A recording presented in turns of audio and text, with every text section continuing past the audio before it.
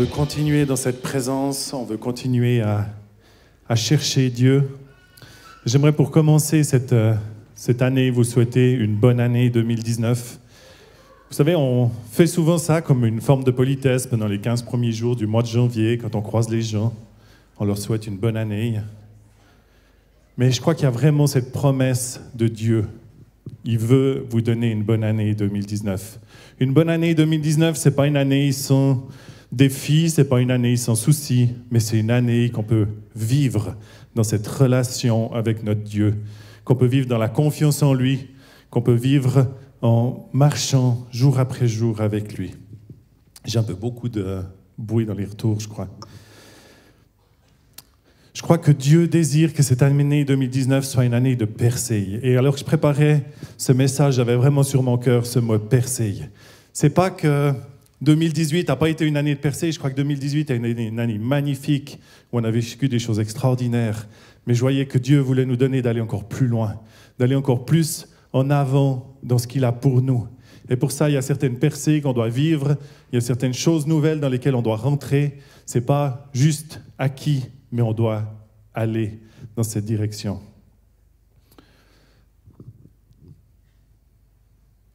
Alors on veut le proclamer en ce début d'année, c'est une année de percée. Mais je crois que ça ne suffit pas juste de faire des proclamations, on doit décider de se mettre en mouvement et d'aller dans cette année 2019 avec ce désir de faire des percées. On doit se mettre en mouvement, juste proclamer ne suffit pas. On doit se mettre en mouvement dans notre vie, dans notre foi, pour que ces percées puissent se réaliser. Il y a 4 ans en arrière, quand j'étais en voyage à Reading, à l'église de Bethel, j'étais dans leur salle, leur lieu de prière, et Dieu m'a parlé par rapport à la neutralité, notre neutralité suisse. Je crois que c'est vraiment une bénédiction de pouvoir vivre dans le pays dans lequel on vit, et je crois que c'est vraiment une bénédiction de pouvoir vivre dans un pays où il y a cette neutralité au niveau politique. Mais je crois que cette neutralité, elle a impacté l'Église d'une certaine manière, où à quelque part on s'est juste posé sur des acquis, sur des choses qu'on a, et puis on reste là où on est. Et je crois que l'Église qui va vivre des percées, c'est une Église qui est conquérante, c'est une Église qui ose aller de l'avant dans les choses qui sont devant elle, qui ose mener les combats qu'il y a à mener.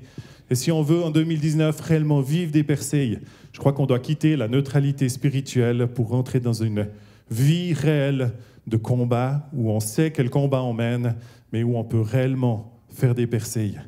Et Dieu nous a donné une arme extraordinaire qui est la prière. Au travers de la prière, on peut faire des percées extraordinaires. Et on a vraiment à cœur dans cette année de mettre l'accent sur la prière. On croit que c'est une des choses importantes pour cette année 2019, c'est que nous nous levions et que nous prions. Et toute cette semaine, comme ça a été dit au début, il y aura différents thèmes qui seront traités par rapport à la prière. Lundi soir, on va parler sur le jeûne et la prière.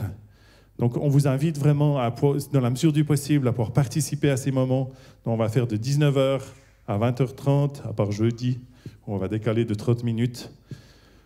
Donc lundi, on va parler sur le jeûne.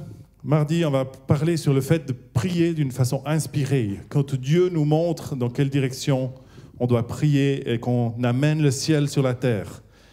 Mercredi, on va parler sur le combat spirituel, mener réellement ce combat. Et jeudi, on va vivre la louange et l'intercession. Une louange qui fait des percées.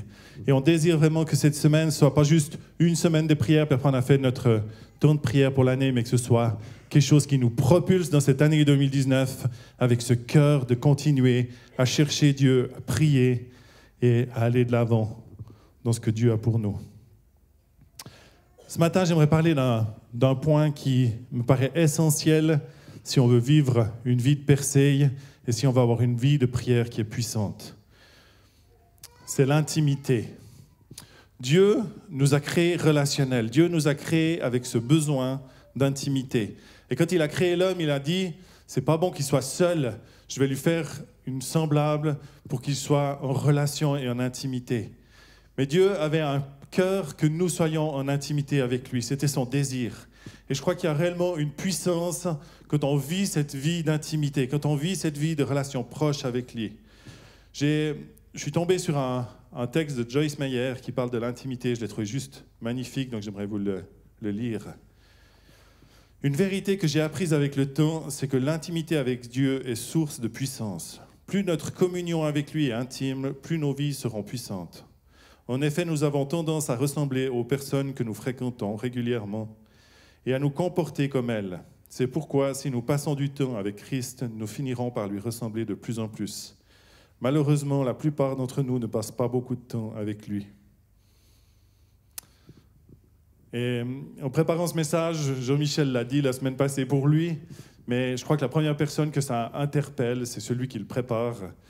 Et en lisant ça et en me préparant, je me dis, mais quel est le temps que je consacre vraiment à cette relation d'intimité? Parce que je crois que Dieu en a plus. Et si on veut vivre des percées, on a besoin de vivre dans cette intimité. C'est intéressant quand on reprend un petit peu les histoires de la Bible, de voir ces hommes qui ont réellement vécu des percées dans l'Ancien Testament et dans le Nouveau Testament. C'était des hommes qui étaient proches du cœur de Dieu. Ils entendaient Dieu leur parler. Et même dans l'Ancien Testament, ceux qui ont fait des percées, ils avaient une relation personnelle avec Dieu. Et aujourd'hui, chacun d'entre nous, on peut avoir cette relation personnelle avec Dieu.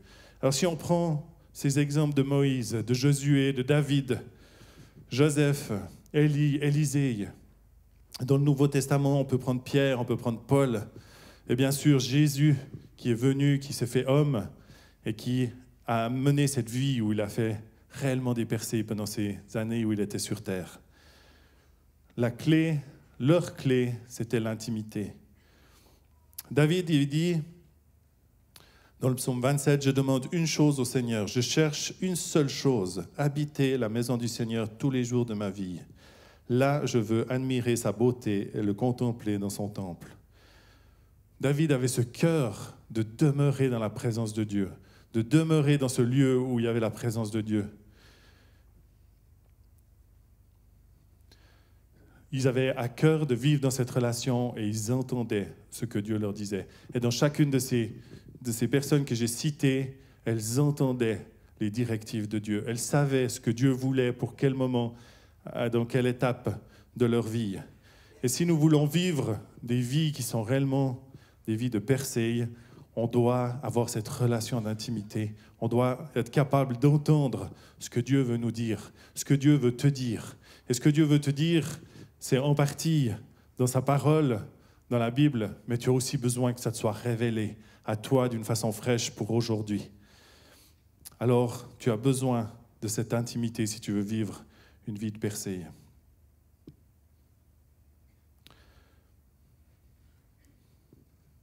On voit que même Jésus, tout au long de son parcours sur terre, il a cherché cette intimité avec son Père. Alors qu'il envoie les disciples sur la barque, on voit qu'il monte sur la montagne et qu'il prend du temps, seul à seul, avec son Père. Et il va dire même qu'il ne fait rien sans avoir vu le Père le faire avant, sans avoir reçu la révélation de ce que le Père était en train de faire et de l'appliquer dans sa vie sur cette terre et pour les autres. Je crois que si Jésus a eu besoin de cette intimité avec Dieu, son Père, nous en avons d'autant plus besoin.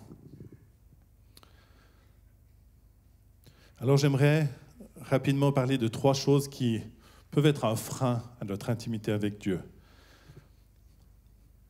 La première, c'est le temps qu'on peut lui consacrer. On a des choix à faire. Si on veut réellement être dans cette intimité, on doit faire le choix de prendre du temps pour cela. Si vous voulez vivre une année proche du cœur de Dieu, si vous voulez vivre une année 2019 proche de ce cœur de Dieu, alors vous avez besoin de prendre du temps. Ça ne va pas juste se faire en un claquement de doigts, mais ça va se faire quand on s'arrête, qu'on se met à part. Jésus, dans Matthieu 6, les versets 5 à 6, donne ce texte. Il dit « Lorsque tu pries, ne sois pas comme les hypocrites. Ils aiment prier debout dans les synagogues et au coin des rues pour être vus des hommes. Je vous le dis en vérité, ils ont eu leur récompense. Mais toi, quand tu pries, entre dans ta chambre, ferme ta porte et prie ton Père qui est dans le lieu secret. Et ton Père qui voit dans le secret te le rendra. » Je crois que Dieu, ce qu'il désire nous dire au travers de ce texte, oui, on n'est pas appelé juste à faire des belles prières pour être vu, mais on est surtout appelé à se mettre à part, à se mettre dans ce lieu secret, ce lieu d'intimité, ce lieu où je peux non seulement parler à mon Dieu, mais aussi je peux l'écouter, où je peux prendre le temps de l'entendre et de savoir ce qu'il est en train de faire, ce qu'il veut me dire pour aujourd'hui. C'est tellement bon quand Dieu nous parle. C'est tellement riche. Et moi, je vous encourage à demander à Dieu de vous parler. Puis vous prenez des notes. Moi, j'ai fait ça depuis quelques années. Dans mes temps de prière, je demande à Dieu de me parler. Puis quand j'ai une révélation, quelque chose de précis, je l'écris. Alors maintenant, c'est devenu un texte de plusieurs pages. Et de temps en temps, je me replonge dedans et je me rappelle les promesses que Dieu m'a données au fur et à mesure. Et c'est juste tellement puissant quand on voit ce que Dieu nous révèle, ce que Dieu nous donne et comment les choses se mettent en place. Je vous encourage à prendre ces temps où Dieu se révèle à vous. Mais il faut mettre du temps à part pour ça. Le deuxième point qui peut nous empêcher d'être vraiment dans cette intimité, c'est l'image qu'on a de Dieu. Quand Jésus enseigne la prière, et on l'a chanté tout à l'heure, il commence avec ce mot « Notre Père ». Il n'a pas dit « Mon Père », il a dit « Notre Père ». Il nous a ouvert un chemin pour que Dieu puisse nous adopter, que nous puissions être ses fils et ses filles. Et ma question ce matin, c'est est-ce que tu as un Père en qui tu peux avoir confiance, un Père céleste en qui tu peux avoir confiance? Je crois que l'image qu'on a de notre Père céleste va changer notre attitude et notre capacité de rentrer en relation avec lui. Et là, je ne parle pas juste d'une connaissance intellectuelle de notre Père. Je ne parle pas juste de ce que j'ai enregistré dans mon cerveau. Oui, Dieu est bon, Dieu m'aime, Dieu est plein de bonté pour moi. Mais comment est-ce que tu réagis quand tu es mis sous pression? Quelle est l'image de ton Père céleste qui est gravée au fond de ton cœur? Est-ce que c'est réellement ce Père bon, ce Père rempli d'amour, ce Père qui t'a ouvert ses bras? Ou est-ce que tu as plutôt cette image d'un Père qui t'attend avec le bâton ou la réprimande? Jonathan nous a partagé son cœur tout à l'heure et il a dit quand c'était difficile, quand ces moments durs, il a juste crié à Dieu. Il a juste crié à ce papa pour lui dire ses défis, pour lui dire ses questions, pour chercher ce qu'il avait comme promesse pour lui. Et je crois que c'est comme ça qu'on doit pouvoir vivre notre relation. Dans les moments où on est sous pression parce qu'on vit des difficultés, dans les moments où on est sous pression parce qu'on a loupé le but, que peut-être on a péché dans un domaine ou un autre, comment est-ce qu'on peut se rapprocher de ce Père? Quelle est l'image de ce papa qu'on a? Et je crois que Dieu veut restaurer cette image. Elle n'est pas juste gravée une fois pour toutes au fond de nos cœurs, mais je crois que Dieu désire restaurer l'image que tu as de ton Père céleste.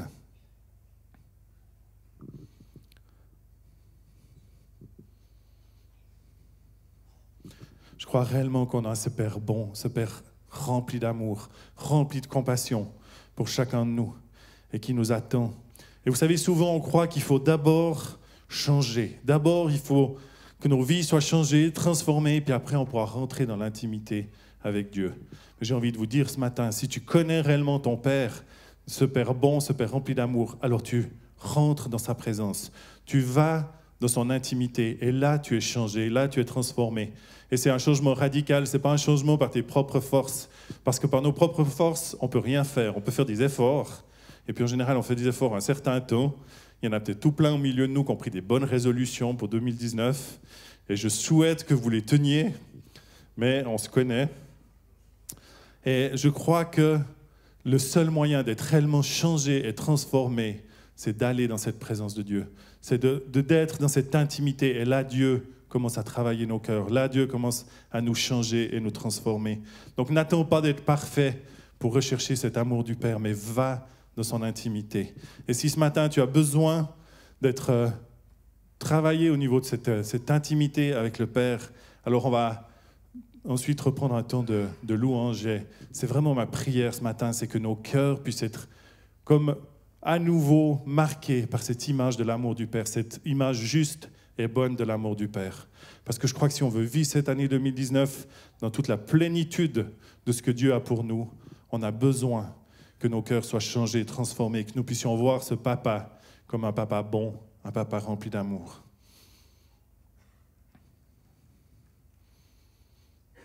Et je crois que le troisième point, c'est qu'il nous faut obéir. Et puis là, des fois, on est un peu en difficulté parce qu'on aime bien être dans la présence de Dieu, on aime bien quand il est OK avec nous, mais quand Dieu nous parle, il nous dit, il y a peut-être ça dans ta vie qu'il faut changer, il y a peut-être ça dans ta vie qu'il faut laisser ou mettre de côté pendant un temps. Comment est-ce qu'on réagit? Est-ce qu'on est prompt à obéir à ce que Dieu nous demande ou est-ce qu'on est plutôt à retenir les choses qu'on a? Je lisais hier soir et cet homme donnait un témoignage de sa vie et à un moment donné, il a expliqué comment le sport a pris une place tellement importante dans sa vie. Ce n'était pas qu'il était sportif, c'est qu'il regardait le sport à la télé. Et c'est devenu tellement sa passion que tout d'un coup, il a réalisé que cette passion-là avait pris la place de Dieu. Et Dieu l'a mis devant cette réalité de dire, mais est-ce que tu veux faire un choix? Est-ce que tu veux mettre moi en priorité ou est-ce que c'est la télé, le sport à la télé? Et il disait clairement, c'est pas le sport en soi qui était mauvais, et aujourd'hui il en regarde encore, mais c'était son attitude par rapport à ce sport qui tout d'un coup a pris la place de Dieu. Est-ce qu'on est prompt à obéir? Quand Dieu dit lâche quelque chose, laisse quelque chose de côté pour passer plus de temps avec moi, est-ce qu'on est prêt à obéir? Samuel, il va dire à Saül dans 1 Samuel 15, 22, « L'obéissance vaut mieux que les sacrifices, et l'observation de sa parole vaut mieux que la graisse des béliers. » Est-ce qu'on est prêt à obéir à notre Dieu pour réellement vivre cette vie d'intimité? Ou est-ce qu'au moment où Dieu nous parle, on va prendre un peu de distance parce qu'on préfère garder nos acquis, les choses qu'on a, plutôt que cette relation avec lui? Je crois que si on veut réellement être intime avec Dieu, si on veut réellement pouvoir vivre cette intimité qui nous propulse dans quelque chose de nouveau, alors il faut qu'on soit prompt à obéir quand Dieu nous demande quelque chose. Et Dieu veut notre meilleur, il veut le meilleur pour chacun d'entre nous. On n'a pas un Dieu qui nous attend pour nous priver un petit peu, pour nous enlever ce qui est le meilleur dans nos vies, mais il sait ce qui est le meilleur pour chacun d'entre nous. Alors j'aimerais vous dire, la prière vécue dans l'intimité fait des percées. Et j'aimerais juste, pour terminer, citer quelques passages de la parole qui parle de ça. Le premier, il est dans Jacques 5, 16. Il dit « La prière agissante du juste a une grande efficacité. » Et je crois vraiment que quand tu pries, que tu es dans cette relation, que tu es prêt à laisser Dieu travailler ton cœur, alors tu as de l'efficacité dans la prière. Le deuxième, c'est Jean 15 et versets 1 à 8. On connaît ce texte, mais je vais le relire. « Je suis le vrai cep et mon Père est le vigneron. Tout sarment qui est en moi et qui ne porte pas de fruit, il le retranche. Et tout sarment qui porte du fruit, il l'émonde afin qu'il porte encore plus de fruits. Déjà, vous êtes purs à cause de la parole que je vous ai annoncée. Demeurez en moi et je demeurerai en vous, comme le sarment ne peut de lui-même porter du fruit s'il ne demeure attaché au cep. Ainsi, vous ne le pouvez non plus si vous ne demeurez en moi. Je suis le cep, vous êtes les sarments. Celui qui demeure en moi et en qui je demeure porte beaucoup de fruits, car sans moi, vous ne pouvez rien faire. Si quelqu'un ne demeure pas en moi, il est jeté dehors comme le sarment, et il sèche. Puis on ramasse le sarment et on le jette au feu, et il brûle. Si vous demeurez en moi et que mes paroles demeurent en vous, demandez ce que vous voudrez, et cela vous sera accordé. Si vous portez beaucoup de fruits, c'est ainsi que mon Père sera glorifié, que vous serez mes disciples. » Jésus nous parle de cette image d'un cep et d'un sarment et de comment les deux ont besoin d'être connectés l'un à l'autre pour qu'il y ait du fruit qui soit porté. Et je crois que ça parle vraiment de cette relation d'intimité où il y a cette connexion entre Jésus, entre Dieu le Père et puis nous, et où à quelque part sa connaissance nous est révélée. Et je crois que quand on vit dans cette réalité-là, il y a cette promesse que tout ce qu'on demande, ça nous sera accordé, parce qu'on va demander, pas selon notre volonté, mais on va demander selon la volonté de Dieu, parce qu'on est dans sa présence. Et le dernier, c'est dans 1 Jean 5, les versets 14 et 15. « Nous avons auprès de lui cette assurance. Si nous demandons quelque chose conformément à sa volonté, il nous écoute. Et si nous savons qu'il nous écoute, quelle que soit notre demande, nous savons que nous possédons ce que nous lui avons demandé. » Je crois que on peut que chercher. Et j'aimerais vous encourager au ce début d'année 2019 à chercher cette intimité avec Dieu. Peut-être vous l'avez et vous pouvez continuer à la développer. Peut-être vous dites, je suis loin de ça. J'ai un Dieu lointain que je prie de temps en temps, mais je n'ai pas cette relation où je parle avec mon Père. Et Dieu désire restaurer, si c'est ton besoin ce matin, restaurer cette relation pour que tu puisses être dans ce cœur à cœur avec ton Père et vivre réellement ces percées parce que tu pries sa volonté et que tu marches dans sa volonté. Alors on va poursuivre maintenant. J'aimerais vraiment, pendant ce temps de louange, vous inviter à vivre